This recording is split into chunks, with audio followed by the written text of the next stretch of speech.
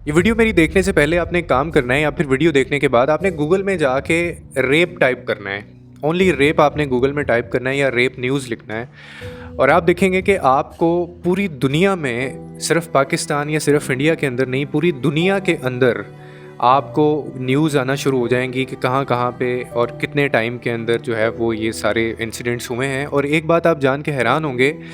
कि ये सिर्फ एक हफ़्ते के अंदर, यानी सबसे ज़्यादा होने वाले जो केसेस हैं वो रिपोर्ट हुए हैं इस एक हफ़्ते के अंदर।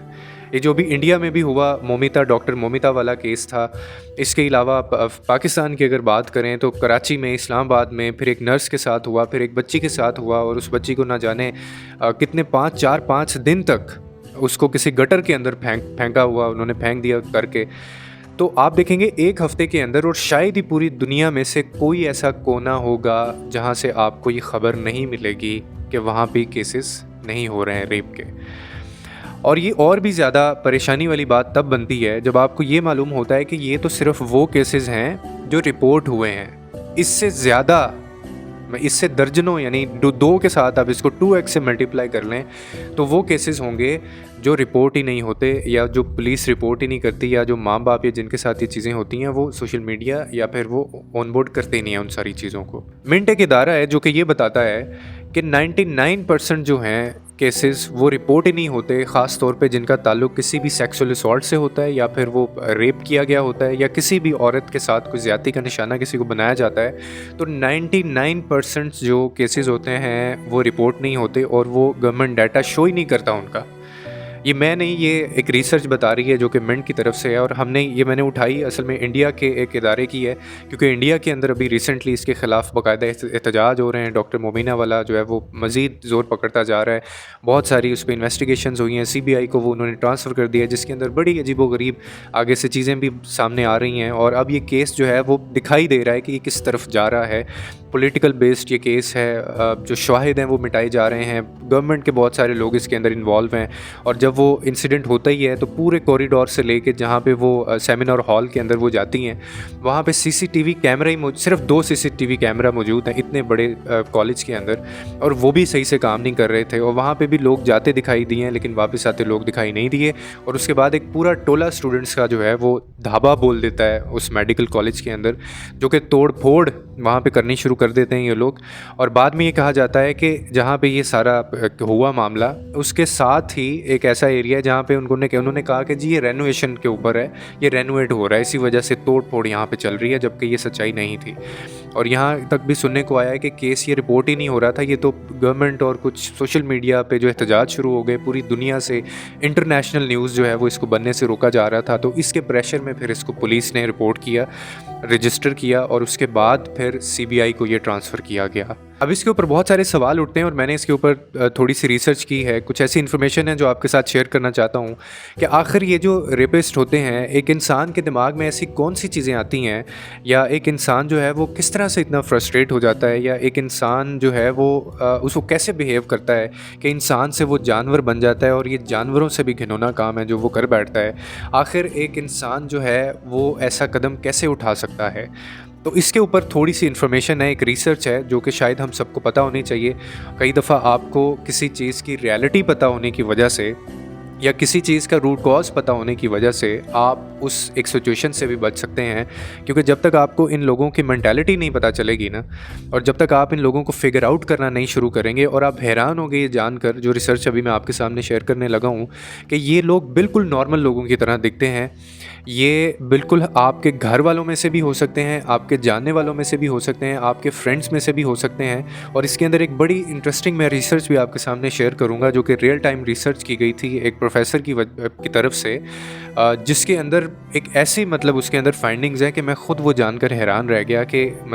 यहाँ तक भी ये चीज़ें हो सकती हैं और ये लोग हमारे इतने करीब होते हैं। इसमें एक चीज़ जाननी ज़रूरी है कि रेप का चाहे किसी के साथ भी हो और किसी भी कंट्री के अंदर हो, चाहे वो पाकिस्तान में हो चाहे वो इंडिया में हो, हमेशा ऐसा होता है कि जब भी इस तरह का कोई इंसिडेंट रिपोर्ट होता है तो आप रेपिस्ट की बजाय विक्टिम जो होता है उसके ऊपर बहुत ज़्यादा फोकस करते हैं, और हम ये सोचना शुरू कर देते हैं कि आखिर एक औरत जो है वो उसके साथ ये सब कुछ हुआ क्यों, या उसकी किसी के साथ कोई दुश्मनी थी, या उसकी तरफ से कोई इनपुट तो नहीं दिया गया, या रेपिस्ट का जो है वो उसके साथ क्या ताल्लुक़ था। इस तरह के सवाल जहन में आते हैं और हम विक्टिम के ऊपर बहुत ज़्यादा फोकस कर रहे होते हैं, लेकिन हमने कभी जो करने वाला इंसान होता है उसकी मेंटालिटी के ऊपर हम फोकस नहीं करते, या हमने उसके ऊपर एम्फेसाइज करके समझने की कोशिश नहीं की होती। अब आपको याद होगा कि 2019 में हैदराबाद के अंदर, इंडिया हैदराबाद के अंदर 2019 में एक रेप हुआ था, केस हुआ था, जिसके बाद वो भी इसी नौयत का था, जिसके बाद वहाँ की जो पुलिस थी हैदराबाद की, उन्होंने एक एडवाइज़री जो है वो भेजी थी, जिसके अंदर ख़वातीन के लिए, फ़ीमेल्स के लिए 14 ऐसे पॉइंट्स या 14 ऐसे जो हैं वो एडवाइज़री, या जिसको आप नुकात कहते हैं, उन्होंने वो उसके अंदर बताए थे, जिसमें ये चीज़ें समझाई गई थी फ़ीमेल्स को कि आपने कौन सी चीज़ों का ख्याल रखना है जिनसे आप इन रेपिस्ट से बच सकती हैं। और tell man not to rape, ये एक ऐसी चीज़ है जो बाकायदा रिसर्च के अंदर ये बोली गई है कि जब एक बंदा फ्रस्ट्रेट हुआ होता है या जो रेपिस्ट होता है, अगर आप उसको ये बार बार कह रही होती हैं या आप उसको ये बार बार कहते हैं ना कि आप ये काम ना करें, नॉट टू रेप, तो उसको असल में आप ये फोकस और ये एम्फसाइज़ करवाने की कोशिश कर रही होती हैं कि वो जो घिनौना काम कर रहा होता है, क्योंकि इनकी मेंटालिटी ऐसी होती है कि इनको बिल्कुल अंदाज़ा नहीं होता कि ये क्या कर रहे हैं। अक्सर लोगों को ये लगता है कि एक रेपिस्ट जो है वो रेप इसलिए करता है, शायद उसकी अपनी कोई सेक्सुअल डिज़ायर होती है, जबकि ये गलत है, ऐसा बिल्कुल नहीं होता है। ठीक है,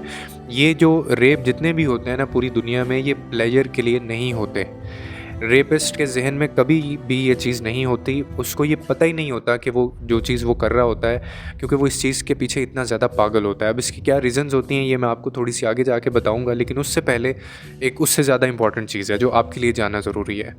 अब इसके अंदर 2 स्कूल ऑफ थॉट हैं।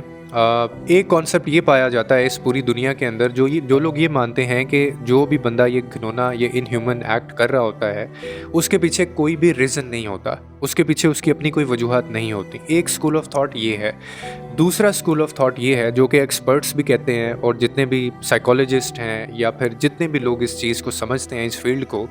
वो ये कहते हैं कि इसके पीछे एक बंदा जब इस तरह का इनह्यूमन एक्ट कर रहा होता है ना, तो इसके पीछे बहुत सारी रीज़न्स होती हैं शामिल। इसके पीछे पूरा एक बैकग्राउंड होता है जिसको इग्नोर किया जा रहा होता है, और ये बिना किसी वजह के कोई ऐसी हरकत या कोई ऐसा काम नहीं करता। अब अगर आप रेपिस्ट की बात करें और उसके ऊपर रिसर्च की बात करें, तो मैसाचुसेट्स एक ट्रीटमेंट सेंटर रेपिस्ट टाइपोलॉजी है, जो कि एक इदारा है, और इसकी एक रिसर्च है रेपिस्ट के ऊपर। वो ये बताती है इसके मुताबिक, जो कि यूएसए में रिसर्च बेस्ड है, वो ये कहते हैं कि जितने भी लोग ये गंदा काम करने वाले लोग होते हैं, इनह्यूमन एक्ट करने वाले लोग होते हैं, ये बेसिकली इनकी 4 तरह की टाइप होती हैं। ठीक है, और कोई भी बंदा जो इस काम में इन्वॉल्व हो रहा होगा, वो इन चारों में से किसी न किसी एक टाइप के अंदर ज़रूर फॉल कर रहा होगा। पहले इसमें वो शामिल होते हैं लोग जिनको अपॉर्चुनिस्ट रेपिस्ट कहा जाता है। यानी इसको अगर आसान अल्फाज में आपको समझाऊं तो ये वो लोग होते हैं जो किसी भी विक्टिम का अकेलेपन में, तन्हाई में फ़ायदा उठा के अपने जो है वो एक डिज़ायर के लिए, वो ग्रेटिफिकेशन के लिए वो अगले बंदे के साथ इस तरह का काम करते हैं, तन्हाई का फ़ायदा उठा के। अब दूसरी इसके अंदर जो टाइप आती है वो एंगर रेपिस्ट की आती है। यानी ये वो रेपिस्ट होते हैं जो अपने एग्रेशन या अपने एंगर को डिस्प्ले करने की खातिर कहीं ना कहीं उनका बैकग्राउंड में कोई ट्रॉमा होता है, या कहीं ना कहीं उनका ऐसा डिस्टर्ब बैकग्राउंड होता है या फ्रस्ट्रेशन होती है, जिसको वो डिस्प्ले करना चाहते हैं किसी भी सूरत में, लोगों को, दुनिया को दिखाना चाहते हैं, और वो ये वाला रास्ता अपनाते हैं जिसमें उनको एंगर रेपिस्ट कहा जाता है। याद रहे कि इनका फोकस जो है वो कोई भी किसी किस्म की डिज़ायर नहीं होती, बल्कि वायलेंस फैलाना होता है, एग्रेशन दिखाना होता है, और अगले बंदे को जितनी ज़्यादा वो तकलीफ़ में ये लोग देखते हैं, इनको उतना ज़्यादा प्लेजर मिलता है और इनको उतना ज़्यादा सुकून मिलता है। और इन लोगों को आइडेंटिफाई करना बहुत आसान होता है, क्योंकि इन लोगों को आप अपनी रियल लाइफ के अंदर भी इनके साथ कोई ना कोई एंगर इश्यूज़ होते हैं। यानी ये लोग अक्सर एंटी सोशल होते हैं, एग्रेशन दिखाते हैं, एग्रेसिव होते हैं, किसी की बात नहीं सुन सकते हैं, इनका एक अलग ओपिनियन होता है दूसरों से हट के, और ये उसको इम्पोज करने की खातिर किसी भी हद तक जाते हैं। और ये इनका एक सोशल बिहेवियर होता है कि आपको जब भी कहीं पे ऐसा बंदा नज़र आए तो आप यानी इनडायरेक्टली उसको ये तो नहीं कहेंगे कि ये रेपिस्ट है, लेकिन ये वन ऑफ द एक क्वालिटी होती है कि जो एक इसके अंदर आ सकती है। अब तीसरी किस्म के इसमें ऐसे लोग आते हैं जो कि अपनी सेक्सुअल डिज़ायर को या अपनी एक सेक्सुअल ग्रेटिफिकेशन को पूरा करने के लिए, यानी वो प्लेयर ड्रिवन लोग होते हैं, और ये कहीं ना कहीं प्लेयर के लिए काम कर रहे होते हैं। और ऐसे लोग जो हैं वो अक्सर औकात पहले आपका ट्रस्ट जीतते हैं, आपके करीब आने की कोशिश करते हैं, अपना एक इन्होंने झूठा जो लिबादा होता है, एक झूठी मल्टी पर्सनालिटी इन्होंने बनाई होती है और इनकी बातों से, इनके बिहेवियर से भी आपको यही लग रहा होता है कि इनको किसी किस्म की एक सेक्सुअल ग्रेटिफिकेशन या एक लस्ट होती है, जो कि अक्सर इनके सोशल बिहेवियर के अंदर भी नज़र आती है। अब लास्ट जो कैटेगरी है, फोर्थ कैटेगरी है, उसको विंडिक्टिव रेपिस्ट कहा जाता है। अब ये वो लोग होते हैं जो किसी न किसी बदले की आड़ में, किसी न किसी रिवेंज की आड़ के अंदर, यानी किसी से अगर कोई पर्सनल ग्रज है इनका, या फिर किसी से इन्होंने बदला लेना होता है या किसी को इन्होंने जताना होता है, तो ये उससे बेसिकली ड्रिवन होते हैं। इनका कहीं ना कहीं पीछे रीज़न ये होता है कि अगले बंदे को सबक सिखाना या बदला लेना या कोई पर्सनल ग्रज ये लेके घूम रहे होते हैं। यानी ये ऐसे लोग होते हैं जिन्होंने अपनी एक अलग दुनिया बना ली होती है अपनी पर्सनल ग्रेटिफिकेशन के लिए। ये किसी भी हद तक जा सकते हैं और इसीलिए ये इनह्यूमन जो एक्ट है ये इसको भी कॉमन समझते हैं, ये उनके लिए गलत नहीं होता। और ऐसे लोगों की सबसे जो ख़ास और बड़ी क्वालिटी है वो यही होती है कि ऐसे लोगों का किसी भी इंसान के साथ इनह्यूमन इस तरह का एक्ट करना वो कोई सेक्सुअल डिज़ायर या पर्सनल सेक्सुअल ग्रेटिफिकेशन के लिए नहीं होता, बल्कि उनसे बदला लेना होता है इन्होंने, तो इसलिए ये वाला रास्ता इख्तियार करते हैं। अब ये अपने आप में एक साइकोलॉजिकल इशू होता है क्योंकि ये लोग अक्सर फैमिलीज़ में भी होते हैं। ये फैमिली से भी कोई ग्रज हो सकता है, फैमिली में से भी कोई ऐसी डिस्प्यूट हो सकता है, या कोई इनकी लाइफ में ऐसा ट्रॉमा रहा होता है, किसी से इन्होंने बदला लेना होता है, या इनकी लाइफ के अंदर किसी ने इनको इतना डिस्टर्ब किया होता है कि जिसके बाद फिर ये वाला रास्ता अपनाते हैं और ये एक रिवेंज बाकायदा बदला लेने के लिए इस हद तक चले जाते हैं। अब ये चारों टाइप और चारों जो आपने सुनी हैं, इनको सुनने के बाद एक और रियलिटी है, एक और रिसर्च है जो कि आपको मज़ीद परेशान करेगी, और वो ये बताती है कि आपको ये चारों कैटेगरीज़ या चारों टाइप्स पता होने के बावजूद भी ये almost it is like impossible to identify and to figure out कि ये लोग जो हैं ये कौन हो सकते हैं या एक रेपिस्ट क्या इंसान हो सकता है, क्योंकि ये बिल्कुल नॉर्मल होते हैं। या आपको दिखने में भी नॉर्मल लगेंगे, ये बोलने में भी नॉर्मल लगेंगे, ये कहीं ना कहीं क्योंकि इनका एक मकसद होता है ना पीछे, तो इनको पता होता है इन्होंने क्या करना है, तो ये बड़े लूज़ एंड अपने कम छोड़ते हैं। तो इनके लिए आपको बहुत मोहतात रहना पड़ता है कि आप इनके सोशल बिहेवियर्स को भी फॉलो कर रहे हैं, आप इनकी बैकग्राउंड भी जानते हों, और आपकी इनके साथ मीटिंग्स होती हैं उसमें भी आप इनको जितना ज़्यादा हो सकता है ऑब्जर्वेंट हो के आप इनको ऑब्जर्व करने की कोशिश करें। मैं आपको एक ऐसी बात बताने लगा हूँ जिससे शायद आप अग्री ना करें, लेकिन उसके बाद जब आपको मैं एक रिसर्च दिखाऊंगा तो तब आपको ये समझ आएगी कि मैंने ये बात क्यों की। और वो बात ये है कि ये जितने भी रेपिस्ट होते हैं ये आम लोगों की तरह होते हैं, आम इंसानों की तरह होते हैं, और इनके पीछे ये काम करने के पीछे कोई ना कोई इनकी रीज़न्स होती हैं, और वो रीज़न्स कौन सी होती हैं इसको मैंने पीछे डिस्कस भी किया। अब ये बात साबित कैसे होती है उसके लिए आप ये सामने अपनी स्क्रीन के ऊपर एक आर्टिकल देख रहे हैं। इसमें होता ये है कि 1976 के अंदर एक पीएचडी कैंडिडेट होते हैं क्लैरमंट एक ग्रेजुएट यूनिवर्सिटी से। अब सैमुअल उनका डी सिम्थमैन उनका नाम है। अब इसमें होता ये है कि सैमुअल डी जो हैं वो एक आर्टिकल लिख रहे होते हैं, एक रिसर्च कर रहे होते हैं, और उसके अंदर वो बताते हैं लॉस एंजल्स के अंदर ना एक आर्टिकल होता है, उसमें वो वहाँ पे एक आर्टिकल वो शाया करते हैं, और उस आर्टिकल के अंदर वो एक एड्रेस देते हैं, और उस पर वो लिखते हैं कि मैं एक रिसर्च के ऊपर काम कर रहा हूँ जिसके बारे में मुझे किसी रेपिस्ट की ज़रूरत है। यानी कोई अगर रेपिस्ट मुझसे एनोनिमसली बात करना चाहता है, उन्होंने नीचे अपना नंबर भी लिखा होता है, और वो कहते हैं कि वो मुझसे रब्ता कर सकता है और उसकी आइडेंटिटी मैं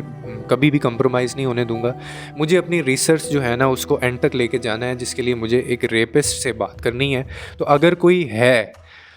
मेरा ये आर्टिकल देख रहा है तो वो मुझे इस नंबर पे रब्ता करें ताकि मैं अपनी इस रिसर्च को आगे बढ़ा सकूं। और उसके बाद उनको 100% इस चीज़ का भी यकीन होता है कि उनको कभी भी किसी की कॉल नहीं आएगी, क्योंकि कौन भला ऐसे कर सकता है कि खुद जाके अपने आप को वो डिस्क्लोज़ करे या बताए कि मैंने ये ज़िंदगी में इस तरह के काम किए हुए हैं। अब होता ये है कि जहाँ पर उनको यकीन होता है कि कोई भी एक कॉल नहीं आएगी, आप यकीन करें कि इस आर्टिकल को पढ़ने के बाद more than 200 rapist approached Samuel उनकी वो रिसर्च के लिए, और उसमें से फिर वो 50 ऐसे रेपिस्ट को शॉर्टलिस्ट करते हैं, फाइनलाइज करते हैं, जिनमें वो ये जानकर हैरान रह जाते हैं कि वो बिल्कुल आम लोगों की तरह थे। कोई जो है वो पेंटर था, कोई कंप्यूटर प्रोग्रामर था, किसी ने अपनी गर्लफ्रेंड के साथ किया होता है ऐसा, किसी ने किसी फ्रेंड की यानी वाइफ के साथ इस तरह का काम किया होता है, और बहुत सारे ऐसे लोग जो हमें बिल्कुल अपनी लाइफ में रियल लाइफ में हम लोग इन लोगों को चलते फिरते देखते हैं और इनको हम बड़ा अच्छा समझ रहे होते हैं। वो बिल्कुल नॉर्मल दिखने वाले इंसान थे, जिसमें से 50 से उन्होंने बात की और फिर अपनी रिसर्च को आगे बढ़ाया। तो ये बात साबित हो जाती है कि ये जो इनह्यूमन एक्ट है ये आम से लोगों के बीच आम से करने वाला इंसान ही होता है, आम लोगों के साथ ही वो ये सारी चीज़ें करता है। तो इसीलिए शायद फिर ऐसे लोगों का पता भी लगाना इंतहाई मुश्किल होता है, इम्पॉसिबल होता है कि ये लोग बिल्कुल अपना लूज़ एंड छोड़ते ही नहीं हैं। और इसके ऊपर भी बाकायदा एक रिसर्च हुई हुई है जिसके अंदर ये ब्यूरो जो है इसका एक फील्ड का है, वो ये बताते हैं कि रेपिस्ट करने वाले जो हैं वो मेजॉरिटी 96% लोग जो होते हैं वो आपके अपने फ्रेंड या क्लोज्ड सर्कल्स के लोग होते हैं, या आपके रिलेटिव्स में से हो सकते हैं, या फिर आपके वो लोग जो आपको जानते होते हैं पहले से। और आपके लिए ये बात भी समझना जानना ज़रूरी है कि एक इस तरह का काम करने वाला जो इंसान होता है उसका ना तो कोई मज़हब होता है, ना उसका कोई बैकग्राउंड होता है, ना उसका कोई बिलीफ होता है, और ना उसका कोई लाइफ को लेके पर्सपेक्टिव होता है, और ना ऐसे इंसान का एजुकेशन से कोई ताल्लुक़ होता है। अब आखिर में सबसे इम्पॉर्टेंट सवाल जो कि मेरे भी जहन में कभी रहता था और आपके भी जहन में होगा कि आखिर हम लोग as a society, as a nation, as globally हम लोग जितने भी इंसान दुनिया में रहते हैं, और ये क्योंकि दुनिया के हर कोने में अब ये चीज़ हो रही है, तो हम लोग क्यों वी फेल्ड टू इस्टेब्लिश, हम लोग ने कोई एक ऐसी चीज़ इस्टेब्लिश क्यों नहीं की, और ये केसेस जो हैं वो ये कम होने की बजाय ये बढ़ते क्यों चले गए। तो उसकी सिर्फ एक वजह है कि आप भी ये बात जानते हैं कि हमारी सोसाइटी ने जो हमें एक सबक पढ़ाया है कि एक मर्द जो है, एक मेल जो है वो सुपीरियर है, और एक औरत जो होती है चाहे वो किसी भी सोसाइटी की हो, उसको बहुत ज़्यादा लिटमस टेस्ट से गुज़रना पड़ता है, बहुत ज़्यादा तकलीफ़ों, परेशानियों और चैलेंजेस से उसको गुज़रना पड़ता है। और बल्कि अब तो ये भी सोचना कुछ लोगों ने शुरू कर दिया है कि औरत होना या लड़की होना या बेटी होना शायद गुनाह है, क्योंकि उसको उस तरह से ना तो सेफ्टी मिलती है यहाँ पे, और ना वो हम लोग उसको एक एम्पावरमेंट के ऊपर काम कर रहे होते हैं। तो जहाँ पे ये थॉट एक डेवलप हो रहा है ना, as a nation, as a society, हम सब लोगों का, और हमेशा से होता भी यही आया है कि जब भी कोई ऐसा केस होता है तो हम लोगों का रेपिस्ट के ऊपर से फोकस हट के विक्टिम के ऊपर चला जाता है, और ये सवाल खड़े हो जाते हैं हमारे जहन में, और बाकायदा लोग ये बोलना शुरू कर देते हैं कि आखिर वो जो भी खातून थी, लड़की थी, वो वहाँ पे करने क्या गई थी, वो कितने बजे गई थी, और या उससे पहले वो कहाँ पे मौजूद थी, और इसका उस रेपिस्ट के साथ क्या ताल्लुक़ था, या उसको क्या ज़रूरत थी कि वो वहाँ पे जॉब करती, या फिर उसको बाहर निकलने की क्या ज़रूरत थी, या उसने किसी को बताया नहीं। ये वो सारी कबाहतें हैं, ये वो सारे हमारे सोसाइटी के गंदे कॉन्सेप्ट्स हैं कि जिनकी वजह से इन जैसे लोगों को मज़ीद छूट मिलती है, इन जैसे लोगों को मज़ीद जो है वो हिम्मत मिलती है, क्योंकि शायद उनको भी ये बात पता है कि हमसे ज़्यादा बात इन्हीं लोगों के ऊपर होगी, और ऐसा हमेशा से होता है। पाकिस्तान में भी मोटरवे के ऊपर एक वाक़या होता है कि एक औरत खातून जो है वो मोटरवे के ऊपर जा रही होती हैं, और वो किसी इलाके में उनकी गाड़ी ख़राब होती है, तो वहाँ पे लोग आते हैं और उनका इसी तरह से ज़्यादती करते हैं उनके साथ। और बाद में पाकिस्तान के अंदर भी सबसे ज़्यादा चर्चा इसी चीज़ की होती है कि वो औरत मोटरवे अकेली गाड़ी में गई क्यों थी, मोटरवे के ऊपर